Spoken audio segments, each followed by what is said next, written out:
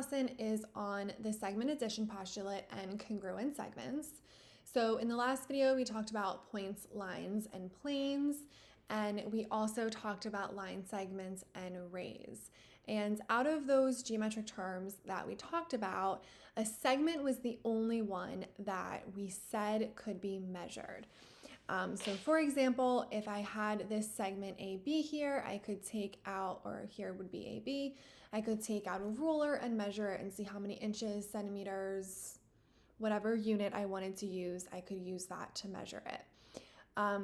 So what we're going to do today is use the segment addition postulate to find the lengths of different segments. And what the segment addition postulate is going to tell us is if we have points A, B, and C, and they are collinear, so here we have A, B, and C, and those points are collinear, which remember means they lie on the same line. And if B is between A and C, then AB plus BC equals AC. Now, I want to take a second to talk about this notation. So in the last video, when we talked about line segments, we talked about them with that little line over it, right? So we said line segment AB.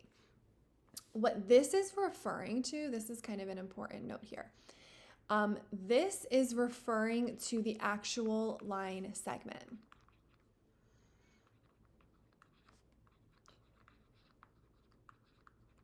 Okay, when we drop that bar, okay, and I'm just saying AB, that is referring to the measure of the line segment.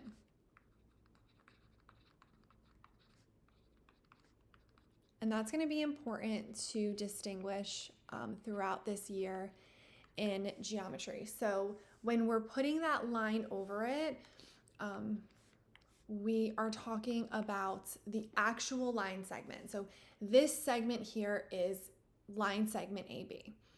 If I was talking about just AB with the bar, I would say, okay, AB equals 2, right? BC equals 3. All right, what the segment addition postulate is going to tell me is if AB is 2 and BC is 3, then AC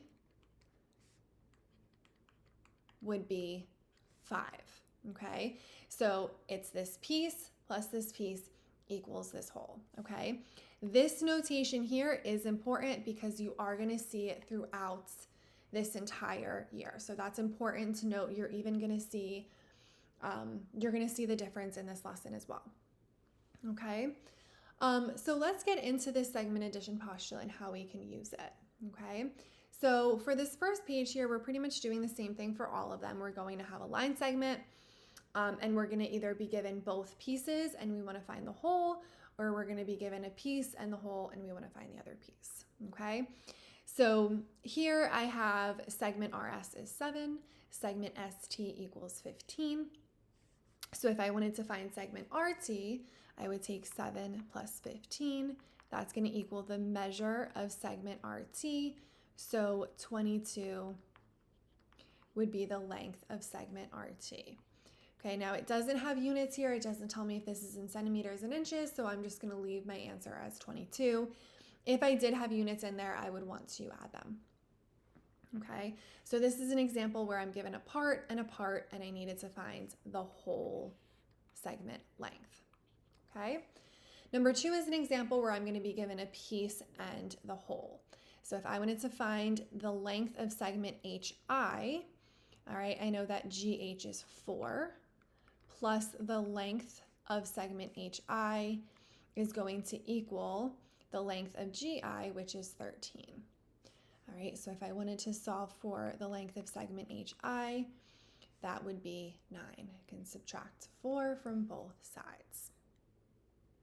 Okay, now we're going to get a little bit into some algebra here. So for numbers 3 and 4, we want to solve for x. So again, I'm going to take my piece plus my piece and set it equal to the whole. All right, so we have 2x plus 13 equals 47. Subtract 13 from both sides, and we get 2x equals 34. So x equals 17. Okay. And for number 4, the same idea, x plus 7 plus 12 equals 33. So I'm going to combine my like terms. And x equals 14 when we subtract 19 from both sides. All right. Okay, moving along with number 5, same idea again. All right, so 23 plus 3x minus 5. Again, my part plus the other part equals the whole, so that's going to equal 54. All right, combine my like terms. Subtract 18 from both sides, and then divide both sides by 3, and x equals, oops, I didn't need to write that x equals again, x equals 12. Okay, now with the rest of these questions, we have to be careful. The question is asking us to find the length of segment DE.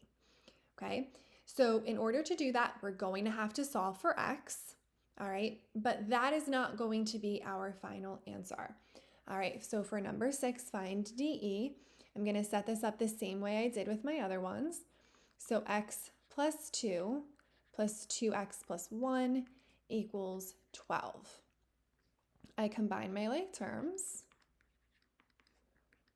and I'm going to get 3x equals 9, so x equals 3. Okay, now again, that is not what this question was asking me to find. It didn't say solve for x. All right, it said find DE. So I'm going to go back to DE where that is x plus 2, and I'm going to replace x with 3. Okay, so I have 3 plus 2, which is 5, so DE equals 5. Okay, number 7 is the same idea. Find this length of segment GI. So I'm going to take 3x plus 11 equals 5x plus 4. Combine my like terms. All right, I'm going to subtract that 3x from both sides to get 2x. Subtract 4 from both sides, and I get x equals 9. Okay, so again, same idea. That x equals 9, I'm going to find segment GI. Okay, that's the whole piece here, and I'm going to take that x and I'm going to substitute it for 9. So 5 times 9 plus 4, we have 45 plus 4, and I know that segment GI is 49. Okay.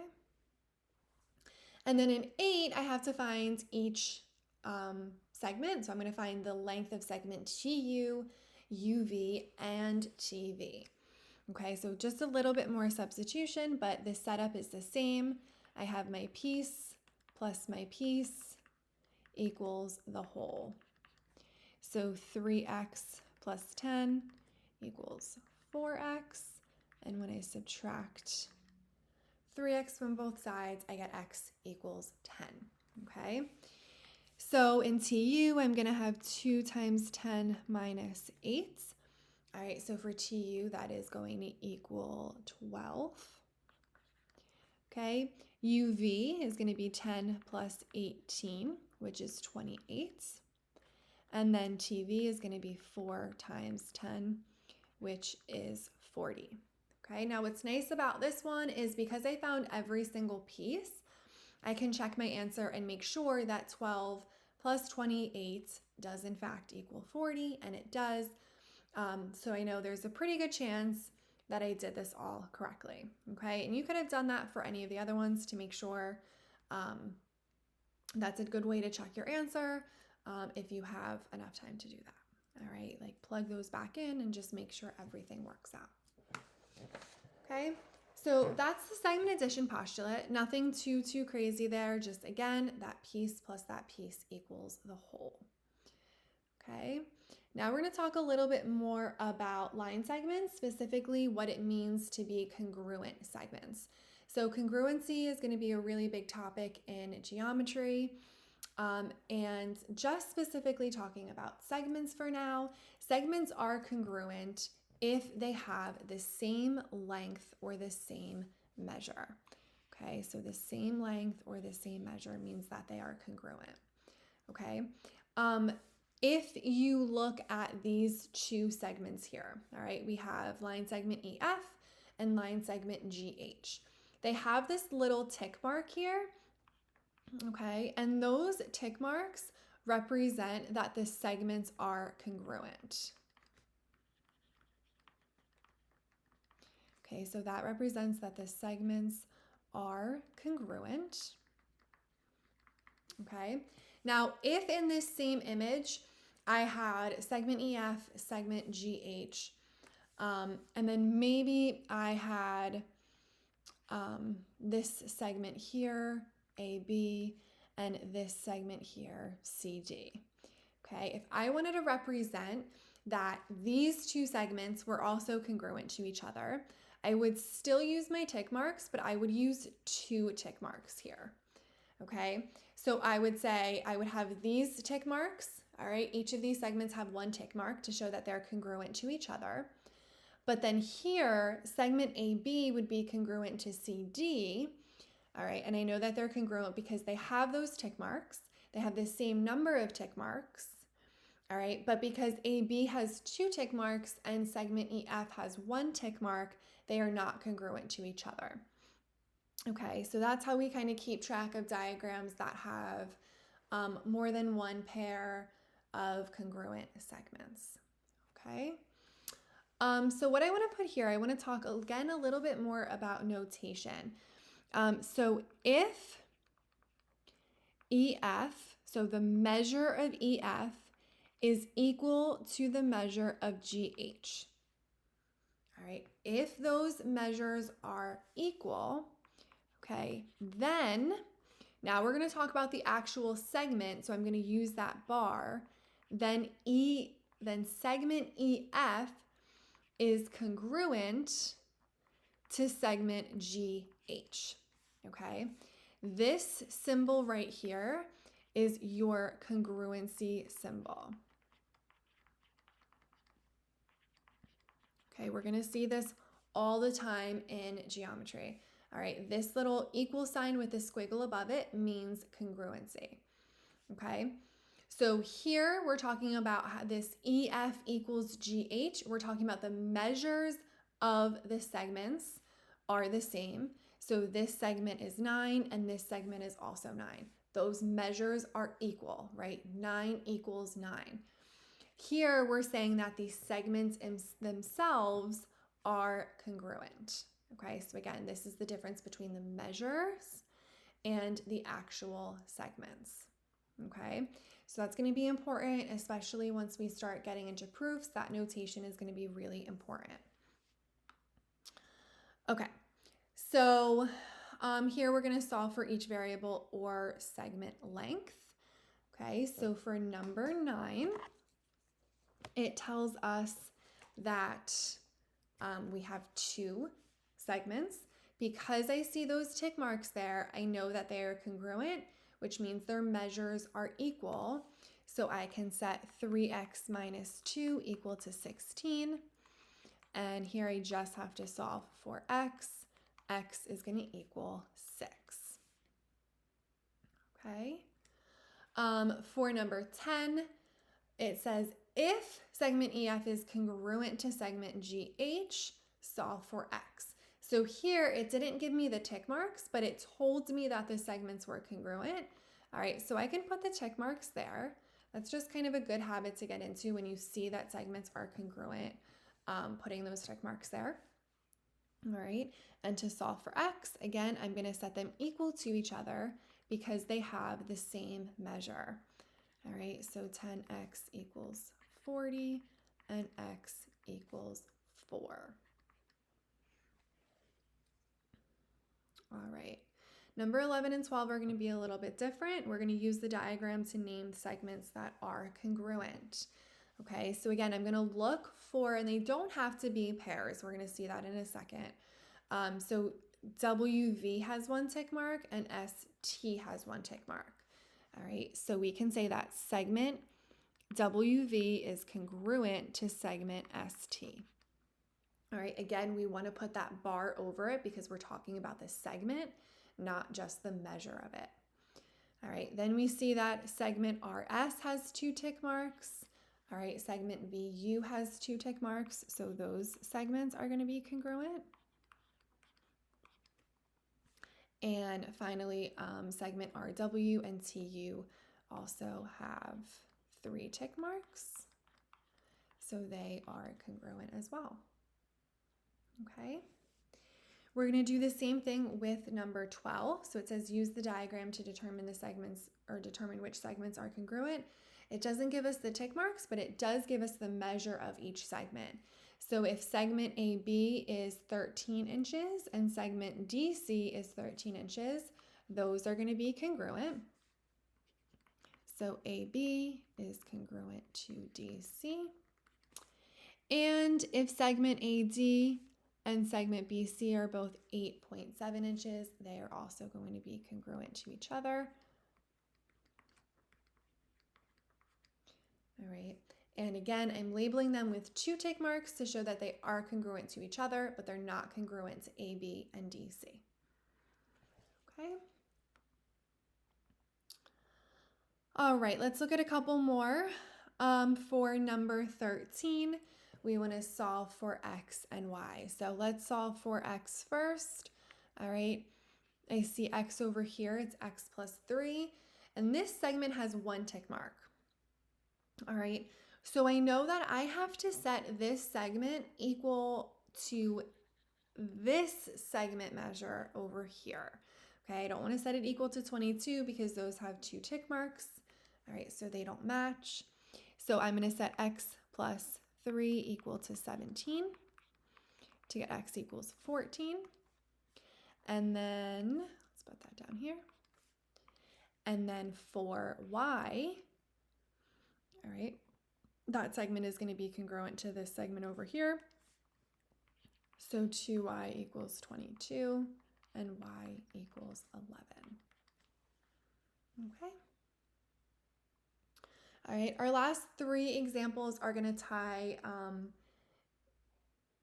the congruent segments into our segment addition postulate. We're going to try to use both of them together to wrap up this lesson. So if I look at 14, all right, if I want to solve for x here, all right, I know that this length xy is 3x plus 7, and because it's going to be congruent to segment yz, all right, yz is also going to be 3x plus 7. All right, so using that segment addition postulate, I can take 3x plus 7 plus 3x plus 7 and set that equal to 26.